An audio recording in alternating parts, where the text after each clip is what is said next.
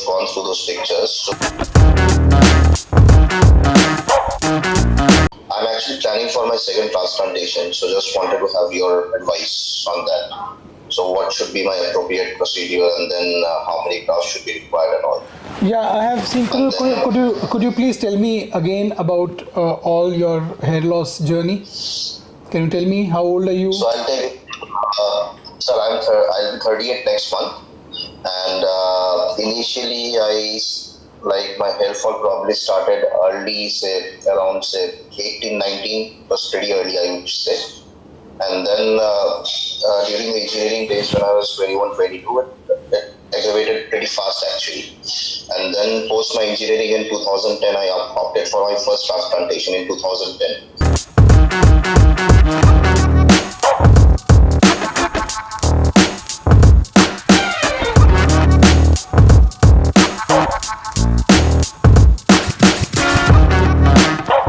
So prior to that, and prior to the hair transplantation, in last 6 months I did mesotherapy, and then I was on minoxidil and finasteride and all. But I was still not very happy with the results and all, and that's why I opted for this transplantation. And post the transplantation, I was pretty happy with the results and all, but then I stopped the medication, that is the finasteride, after a year and so. And suddenly मेरा जो sir pre transplantation जो मेरा हालत था वैसा ही post transplantation में मेरा हो गया था. तो मुझे ऐसा लगा था कि मतलब whatever results I had, it was all due to the medication, not because of the transplantation. So that was my thought process.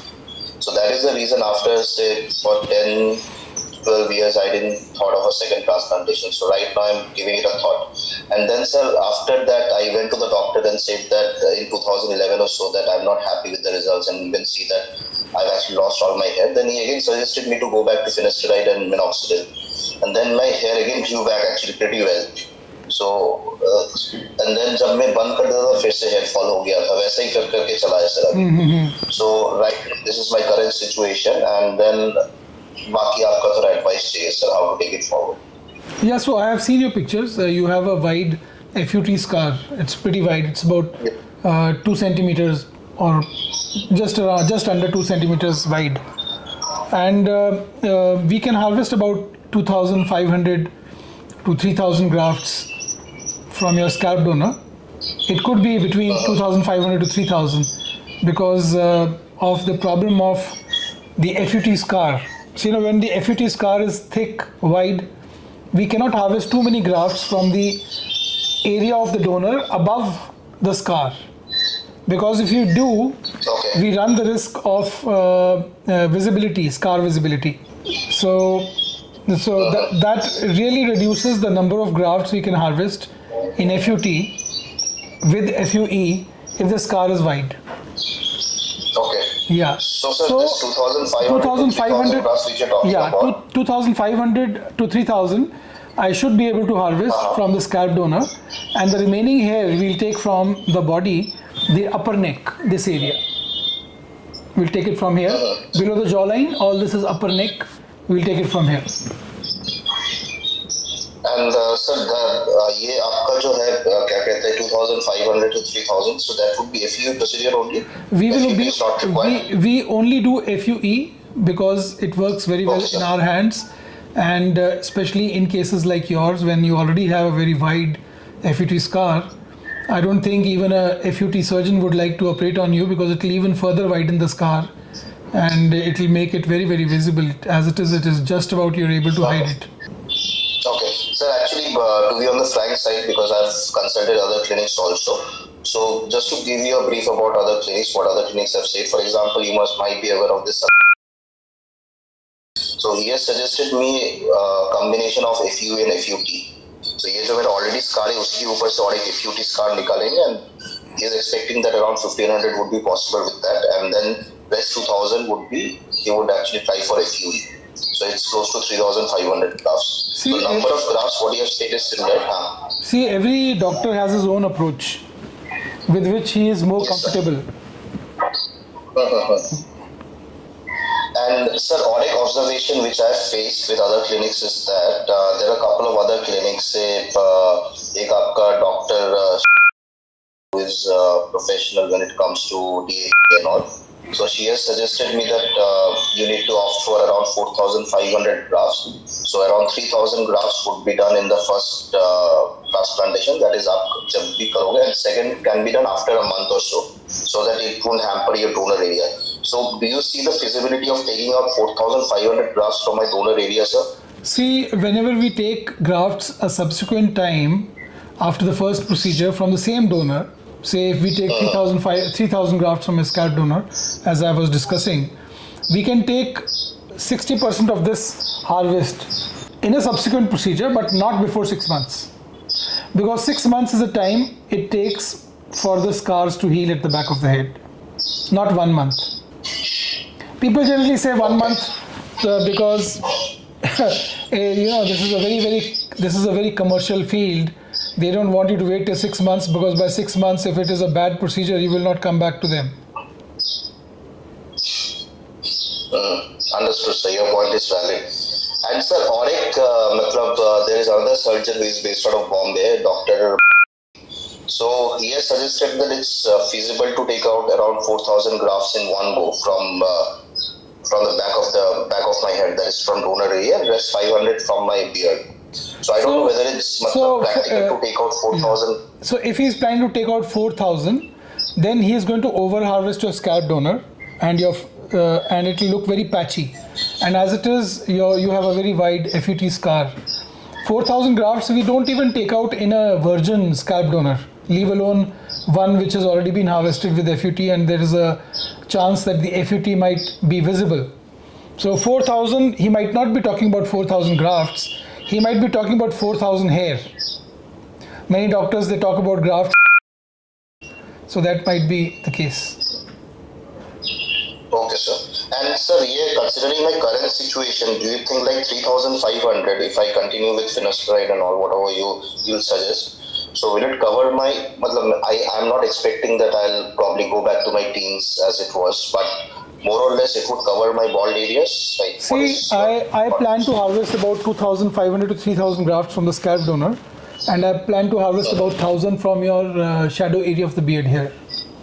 So this comes to about 4,000 to 4,500 grafts, and which is sufficient to cover your area, because I plan to then put about 2,200 in the front. We will make your temple points and your hairline here like this, and remaining grafts around 1,800 or 1,500 will go in the crown area at the back. So it will give you a full look and a restored hairline, and narrowing of the forehead in the vertical dimension and in the horizontal dimension. It will give you good coverage. Okay, so it will be a 1 full day procedure, not even 2 days procedure, not 2 sessions. It will be a 1 full day procedure, 8 hours to 10 hours procedure. Okay, sir. And sir, और एक चीज पूछना था आपसे, I've gone through your videos and all, and as you know, like there are too many things on the internet, right? So I'm a bit skeptical about this finasteride also. So what is your suggestion on the finasteride take, sir? So my take about finasteride is very clear, I think, and I do not think that if you are young and your baldness is not yet stable, that you should go in for a hair transplant. Because if you do not control your baldness, which is not stable, and just keep getting hair transplants done, like in your case, you already got a FUT done, now you're going for a second procedure.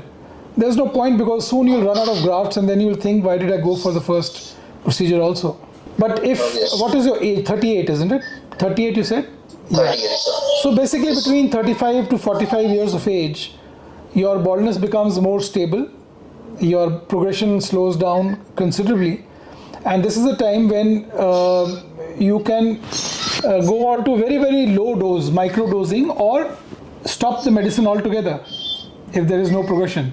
So what I do is that 6 months you will be on full dosage of finasteride, that is 1 milligram every day for 6 months. After 6 months, we may continue in this same dosage depending upon the speed of the result for another 3 months, that is 9 months since procedure.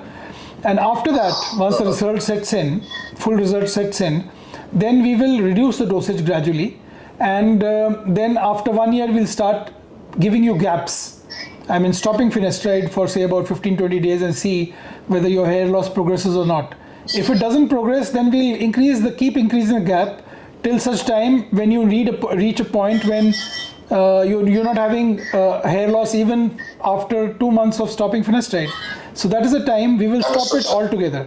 So this is important that you keep in touch with your operating doctor for long term, and we are in touch with all our patients in the long term, and all this follow-up cost, everything is included in our cost of hair transplant.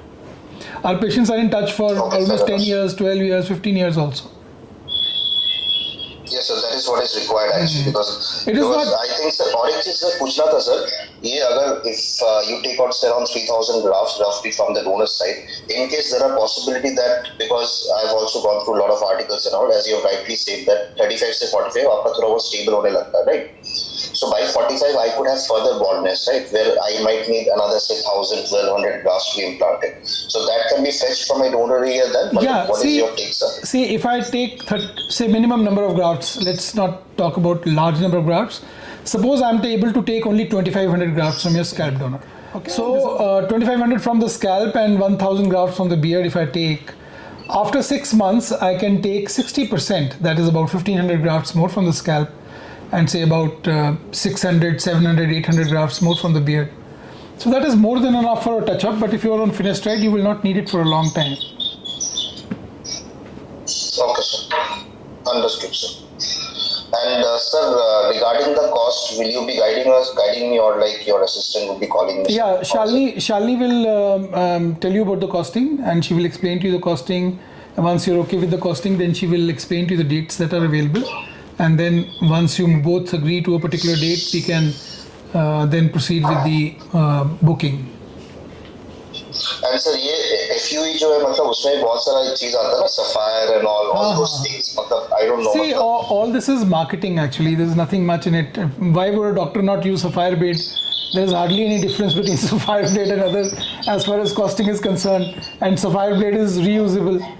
You know, these are all marketing gimmicks. There's nothing in it. It's basically you should be able to grow hair and retain that hair in the long term. That is more important. And the doctor should be accessible to you. Your doctor-patient relationship should be for a long term. Not that it should end with a conflict, that you signed up because of sapphire blade and you signed out because you are going to do a particular technique, and that is done and there is no other responsibility taken by the clinic afterwards. Okay, sir. Yeah, we ourselves do a very advanced technique of FUE, which is called anagen Q+ technique, in which we use pre-made slits and we use implanter pens, and we use a new technique which I have devised. It is called the in vivo preservation technique. We reduce the time out of grafts considerably. If you see my technique on my YouTube page, you will come to know that I do not, I just core the grafts and keep them in the body so that they continue to derive their nutrition from the whole. We don't pluck it out till the end. So it is a very advanced form of technique, and it gives very good results. Since the beginning, I've been doing that. Okay. And sir, regarding this DHI, I know that it's an extended arm of FUE only. There is hardly any difference. Many companies have named these techniques on their own names, like starting with direct hair, DH, and various other third alphabets are added. Yes, sir, DHT and all. There are many companies have done their own thing, but basically it is use of implanter pen. Otherwise, everything else is the same. Because sir, in DHI probably the pen which is used to बाल डालने के लिए, that same pen is used to extract the hair follicles also, right? The same pen से आपका extraction भी होता है and then implantation भी होता है. Am I right, sir? I might be wrong.